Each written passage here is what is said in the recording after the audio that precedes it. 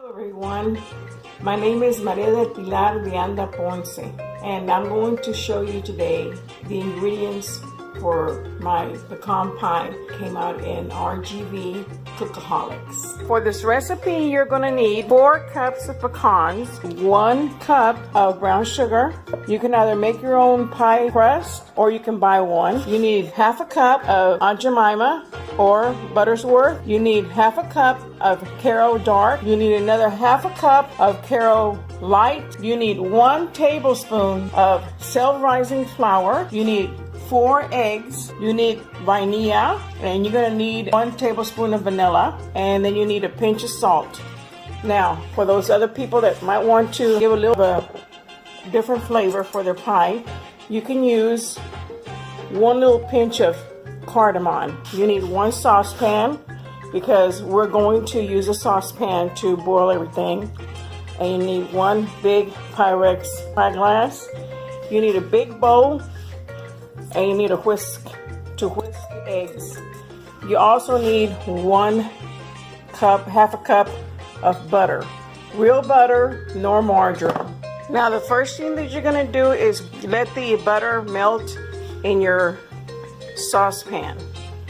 And then from there you will add your ingredients. See that butter sizzling? Well, that's the way it's gotta sizzle before you put in the other ingredients. It's got a little foamy on top, but that's okay, you don't want to burn it. So let's go ahead and pour in the Aunt Jemima or Buttersworth, whichever one you prefer. It could be sugar-free if you need it. That's going to be half a cup. And then you're going to put another half a cup of the brown Caro and half a cup of the clear Caro. And you're going to put those in, and the brown sugar. Don't forget the brown sugar. 1 cup. On the cardamom, you can just add about that much, just a little bit. But that's what I put for cardamom. And you just let it boil in there. And you stir that into your sauce. Okay, that looks like everything's boiling. So we're going to go ahead and stop it and let it get cooler so we can put the eggs in there and scramble them. Okay, so now we got the 4 eggs in there, and I'm going to put a pinch of salt, just a little pinch. Pour in like 1 tablespoon of La Vencedora Vainilla de Mexico. I'll put in there like 1 tablespoon. Okay, there we go. And then I'm going to flip it up, because it's got to go in the hot sauce that we just put in all the syrups together, and we can't put it in there real soon, so that's why I'm gonna let it cool off, because if not it'll burn. So let me go ahead and put that in, scramble it up, and then put it in the sauce.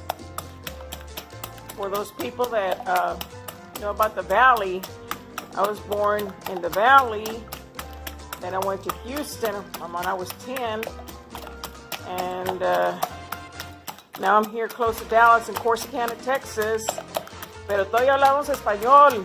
Somos del Valle, Texas. Pyrex glass pie shell, former, whatever. You're gonna put in some of the spray. Any kind of spray. I use this. You can use whatever you want. Just put a spray on it so it won't stick. And then we're going to like this, and then I'm going to start to spread out my pie shell. So on the pie shell, the dough, I have to cut it like in almost the same, these 3, almost the same size. Now I cut the edges of this a little bit, then it had a little hole in it, so I had to patch-up job. Tú sabes como las llantas, I had to put a patch-up job. Toda mexicana. Okay, so anyway, aquí está la pie shell. So we're going to put those strips on the edge because I want it to look nice. I don't want it to look ghetto. Here it is. That's the pie. This is the pie shell, and it's got crinkly little edges on it. It's like double-edged one. And this is, we're going to put the pecans in there, and then we're going to pour the sauce over it. I made it really uneven. And that's because it takes a lot of time to do this. Don't be rushing through this. You better make an hour or two for this. I'm just saying, you know, if you want to take your time and stuff. All right, I'll put the pecans in there. I'm going to go ahead and grab the pecans, and I'm going to go ahead and toast them. I'm going to put them on this tray, and I'm going to spread them out, and then I'm going to turn them on my oven at 350, and we'll roast them in there. That's 4 cups here. So if you want to add a little bit more to your pie, you can add more, but I think that's probably enough. Now, I'm going to pour this eggs into my sauce, but I've got to be moving it at the same time, so I have to pour it in slowly so that it won't get stuck or cook your eggs in there, you know, with the hot sauce. I already poured the sauce in there, and then I'm going to put some sauce on top of this, and then I'm going to put it in the oven. This is how you get the shiny glitter on the top of the pecan pie. So I'm going to put it in to the oven at 350, and we're going to take it out in about 45 minutes. Now the pie is made. This is exactly how it will look when you do it, and it does have that shiny glazy on it. I just want to tell you thank you for asking me for the recipe. I like to bake a lot. Pies is my favorite thing to bake.